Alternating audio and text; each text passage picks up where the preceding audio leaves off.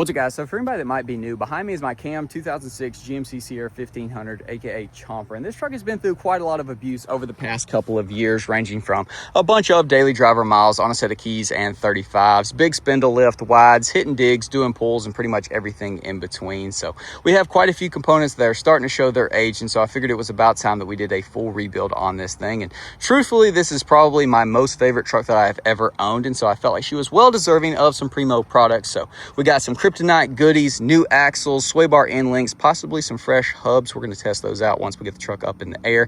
And yes, we are going to be throwing on a 1-inch rear block because we currently got the little lean going on, which I think looks perfect. But I think with the new suspension, we're going to be able to go up about another inch in the front. I don't want it to be too squatted, so 1-inch rear block. And truthfully, I've put this off for far too long because if we take a up close look at our pretty fresh graphs, yeah, gosh, we got some alignment wear going on, which is just not cool. So ever since we did the spindle lift, I put her back like this, and I never got it properly aligned, which is just an absolute knucklehead move. You never do that, especially not on freaking mud graphs, because you will blister them in just a few thousand miles. So yeah, we definitely get a fresh alignment after all of this is installed. But with that said, let's get this thing in the shop and get her torn apart.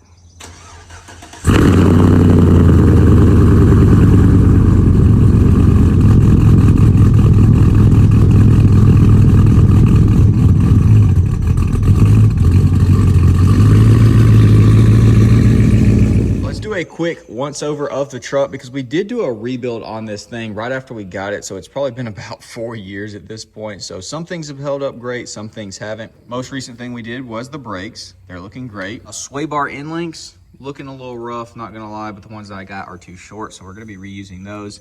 Our axles looking real freaking rough. That one over there is blown out, which shout out to Canelo. She went ahead and pulled that out real quick for me. I'll take care of this side, don't you worry. Upper control arms, as you see. Top one's decent, but the bushings are looking pretty rough. The ball joints though, holy freaking crap. That is terrible, and that is terrible. So yeah, kryptonite going in. It's gonna, Chomper should ride like a freaking dream once again, which I am very excited to experience. Let's start by getting this axle out. Let's get you a flat head and a hammer. Throw you a flathead in there. 1 7/16.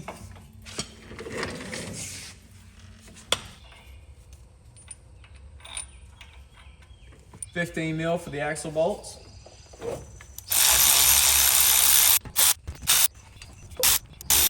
Oh, I forgot. We gotta take the sway bar end link off. Gosh dang it.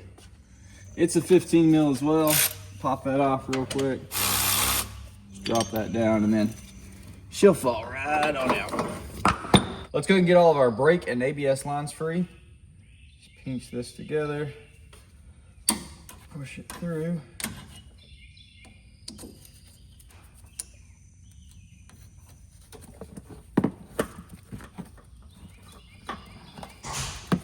Go ahead and unplug that. 2 10 mils.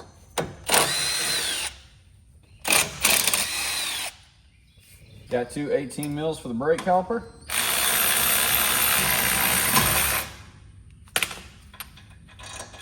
Let's get that out.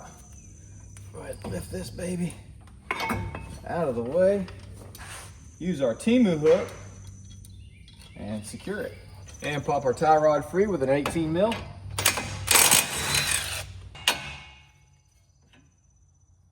ahead and support the lower control arm with the jack, just to keep the tension from falling down.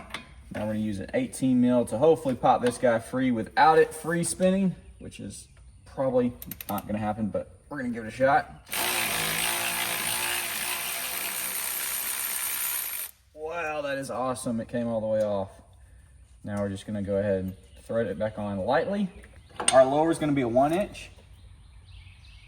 We're gonna go ahead and back it all the way off and then thread it back on a couple of threads until we pop it free. All right, so when your lower or your upper starts to free spin, you're gonna have to hold it with a 5/16 Allen in the center and then break it free.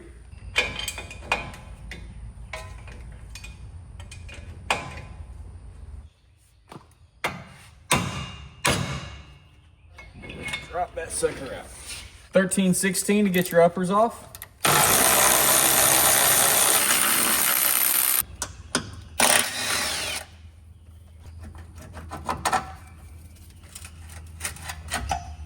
Now you want to go ahead and support your lower control arm properly, because you're either going to press this lower ball joint out, or you're going to do what I'm about to do, which is beat the ever-loving tar out of it.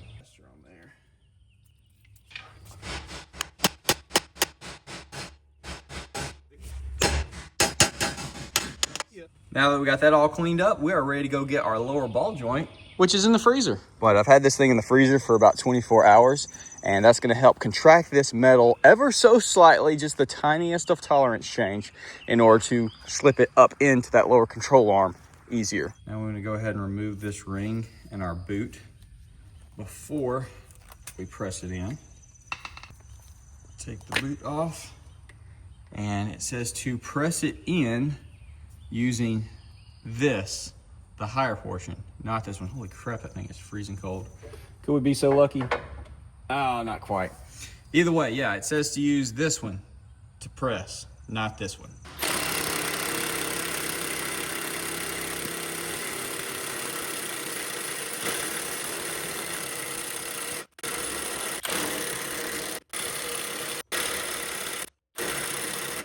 Fully snug, completely flat. New ball joint is pressed in, and now we can go ahead and throw our boot back on here like that, and grab the last ring, and boom, she is almost. Now she's back on there. Then we need to put our clip on top, and yes, this tool makes life so much simpler. Holy crap. Go. All right, now grease fitting, which it's luck of the draw if you don't put it in before on where it actually lands. Looks like we're gonna get lucky on this one. Did not get lucky on the other side, but that should be plenty tight, and we'll be able to grease that thing, which everything comes pre-greased, and they say do not over grease it. So I guess now let's go ahead and dress our new upper control arm. So here's our new upper control arm. We're gonna start by putting our new bushings in. They got a little bit of lubricant on them, so they should be able to just push into place. And then you have to put your metal sleeve, of course. The ball joint's not gonna go in until we get it in the truck, because you have to bolt it down. But I will say, depending on how your truck sits, if it's a lifted, basically flat angled truck, it's gonna go through the top, just like that.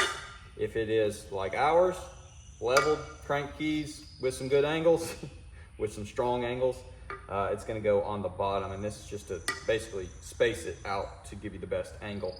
And your control arms have an arrow pointing forward, so don't get those mixed up. Go ahead, press that sucker on in here. Looks like we're gonna have to vise ours in there anyway, so I'm gonna go ahead and press those in, and then we'll throw it on the truck. Well, we need to put grease fittings in it as well, because they're a little bit more difficult once you got them in there. Went ahead and threw our new upper control arms in the truck, as well as the grease fittings once I got it pressed in. Now we're gonna go ahead and install the ball joint. Like I said, from the bottom on this specific truck. Could be different on yours. And we're gonna torque these down to 22 foot-pounds. Start with our lower. Just get it started. And this is definitely a lot easier to throw it in now than try to fight with that skid plate later. Just line your grooves up. She is there. We are good. And go ahead, get this guy. Nice. There we go. Axle is there. I'll go ahead and grab a bolt. Just throw one in there. Let's go ahead and throw our upper nut on, and we can go ahead and tighten them down. Go ahead and throw tie rod in.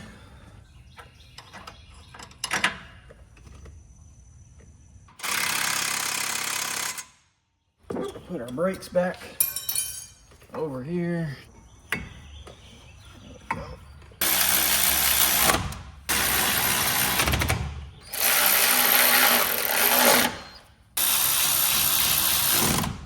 Which we'll be able to use this top clip still.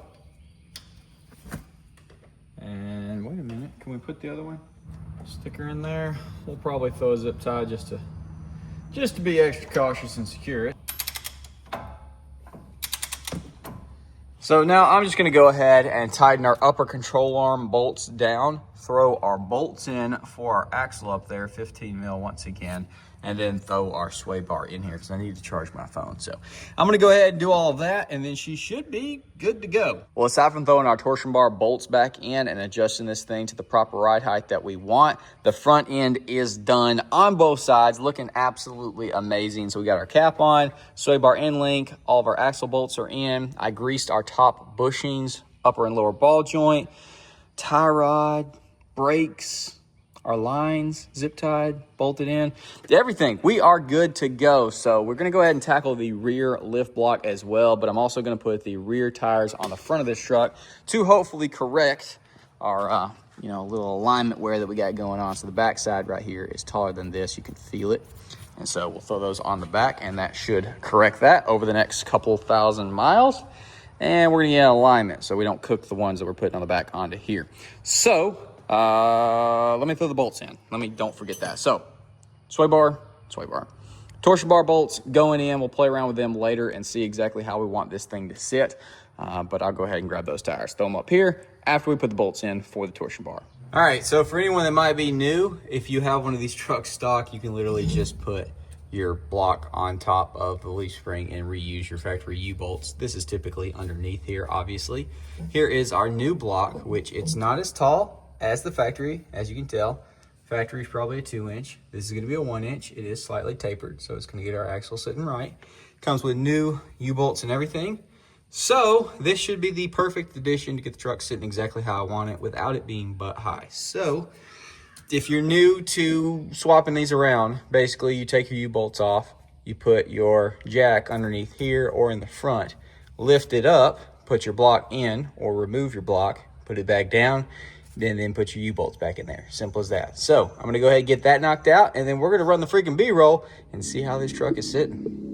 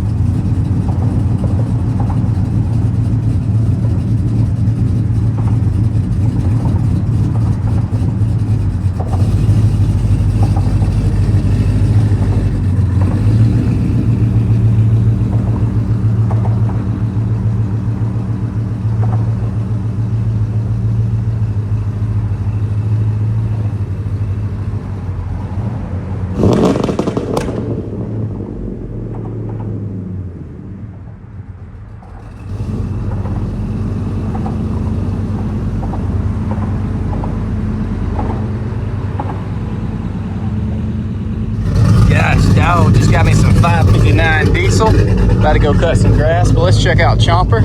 I did a little bit of adjusting since what y'all saw. I might have brought it back up. I put it down lower, and then I went back up because it was too low in the front. What are we saying? Is this right? We got 1 inch up in the back, and then we got her, I guess, I don't even know. I went down 5 turns. It was too low, so then I went back up 2 on this side, 3 on that side to make it equal. I might have brought her back up too much. Gosh dog. All right, well, I'm gonna go to the shop and I'm gonna go 1 turn down on the keys, and then I'll catch back up with y'all and we'll see how she's sitting. All right, well, let me go ahead and show y'all how our torsion bar bolts are set, because we did not crank her up too high. As you see, we have a ton of threads left. We could have this truck sitting much taller, but the more you screw that in, the higher the truck sits, but typically the worse it rides as well, and the more steep your angles will be. So this is currently how we have her sitting. I turned it down couple of turns from the last clip that you saw, and I think it's pretty much perfect. I definitely like it raised up in the back with that 1-inch block. I was tempted to go ahead and just throw the stock one in there and crank the front end up more, because typically when you do kryptonite stuff like this or other brand, upper control arms that are designed for having more angle, you could crank it up pretty high and it would have been just overall sitting taller. But I think this is about perfect. I really like this. So the rear end is much happier now, because those rear Bilsteins are for like a 0 to or stock to 2 or 4-inch lift. So taking the blocks out, going 2 inches down, definitely had them close to maxing out, which is a little abrupt on a nice big bridge bump. But now they got more room to travel, which is great. And as far as bumps and stuff go on the road, the truck drives absolutely amazing, absorbing everything with the Bilsteins and all of our new parts. And so I am tickled with that. We definitely still need to get it aligned once we verify this is the exact height we want it at, so we don't go waste our money. Got our camber dialed in pretty good. It's kind of, you gotta play the game of, do you want it high enough to have like perfect angles, or low enough to where you possibly could run out of camber adjustment, because these are like, kind of, I mean, you could probably run it stock, but still you're gonna have a lot more camber fluctuation with this, if that makes sense. And so you can run it higher and it not pull that in to where it's too far out of alignment. You can really have her pretty cranked up, which, as y'all saw from our bolts, we do not. And I'll go ahead and show y'all our angles. They are looking pretty scrumptious, honestly. Yeah, that is that's freaking a thing of beauty, and everything is looking absolutely amazing. So we have, from the last refresh to this one, we've replaced pretty much everything. So we've got new rotors, new calipers, new upper control arms, new lower ball joints, new Pitman and idler arms, which they've all held up great since 4 years ago when we put them on with the tie rods. Our axles lasted, well, you saw the current condition of them, but 4 years on a cheap axle, can't complain with that. Got a little bit more premium ones on now. Bilsteins, really the only thing that we haven't replaced here is the upper bushings on the lower control arm, which I think I looked at them and they still looked fine. They're not cracking or anything. So, oh, we do need to replace the bushings on the lower shock. They are showing their age, so that's like the last thing that I need to replace. But we can go ahead and get this thing aligned and everything. I don't think we'd have to remove the lower. I should probably check into that, because that would be very unfortunate. Now, the takeaway from this is we definitely did spend a pretty good bit of money, probably about $1,000 on everything today. And if you throw everything else that we kept from the last refresh 4 years ago, you're spending $1,000 to $1,500, something like that. But I know the temptation of buying some cheapo Amazon ones, and I've done it plenty in the past, and I'm sure I'll do it in the future. Depending on the truck, some it's perfectly fine for. If it's gonna be your only vehicle that you put a bunch of miles on, or you plan on keeping forever, my recommendation is to spend the money up front, get some stuff like this that's very premium and has a really good warranty. That way, if anything ever does fail, you don't have to buy anything again. You can just warranty it out, get a new piece, and slap her in there. So that is what I decided to do with old Chomper, because we were still rocking the factory upper control arms and lower ball joint. We never replaced those. So now that we had to, why not go with the best, which is pretty much like this or Cognito. And I think these look better, and I think the Cognito ones are actually even more expensive. I think one of the big perks here is, with having a premium, nice, baller upper control arm, you still maintain that flat portion, so you don't have to worry about your wheels hitting it or anything like you might with some of the other brands that have a really big, like, round ball joint area. So I really like that about the kryptonite stuff, and I'm tickled. Chomper is back riding phenomenal and ready to put some miles on this thing. So yeah, there it is, another front end refresh done, and hopefully the last one for a long time. On to the next. So y'all drop some comments what y'all like to see with old Chomper next. What do we change? I don't really know anything visual, man, aside from some fresh clears, because ours are starting to yellow. I just love the way this truck looks. But I do know the next video is going to be at the exhaust shop, because we are ditching the double X setup and we're going with a loop. I've had the loops for a while. I finally got, found them in stock and got a couple of them. We're about to make this truck sound a whole lot better. More car than truck, because currently sounds great at idle. Dual X pipe, Spintech, True Duals. Well, not True Duals, True Duals with X, whatever, the 2 pipes with X pipe. 2 X pipes, holy crap. It's very choppy, clappy when driving. And that ain't the sound we want. we want this thing to sound like a daggone Corvette. So we're going to try the loop on it, hopefully get it sounding even better than the VMAX, which I see y'all's comments on the VMAX. It's hopefully going to have an update coming very soon. I'm in talks with the person that is going to finally get us back on the road. So hopefully it's coming. I know it's been a delay after delay with that truck. It's just freaking life. But anyways, there it is. Hope y'all enjoyed. Drop a comment, leave a like, subscribe if you're new, ring that bell notification, and I'll see y'all boys in the next one.